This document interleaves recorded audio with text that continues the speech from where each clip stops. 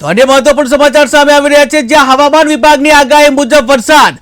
હવામાન વિભાગની આગાહી મુજબ વરસાદ, જ્યાં વલસાડ જિલ્લાના કપરાડા તાલુકામાં વરસાદ, ત્યારે કમોસમી વરસાદને પગલે કેરી પાકને નુકસાનની ભીતિ, જ્યાં અંતરિયાળ વિસ્તારમાં કેરી પાકને નુકસાનની શક્યતા છે. ત્યારે ભારે ગરમી વચ્ચે વરસાદ વરસતા ઠંડક પ્રસરી છે. તો મહત્વના સમાચાર સામે આવી રહ્યા છે, જ્યાં હવામાન વિભાગે જે આગાહી કરી હતી તે મુજબ જે વરસાદ થયો છે. ઉલ્લેખનીય છે કે હવામાન વિભાગે 2 દિવસ પહેલા જે આગાહી કરી હતી, જે કમોસમી વરસાદની શક્યતા દર્શાવી હતી, ત્યારે હવામાન વિભાગની આ આગાહી મુજબ વરસાદ થયો છે. ત્યારે વલસાડ જિલ્લાના કપરાડા તાલુકામાં વરસાદ થયો છે, જ્યાં કમોસમી વરસાદને પગલે કેરીનો પાક છે, કેરીના પાકને નુકસાનની ભીતિ છે. ત્યારે અંતરિયાળ વિસ્તાર છે, ત્યાં કેરીના પાકને નુકસાનની શક્યતા છે.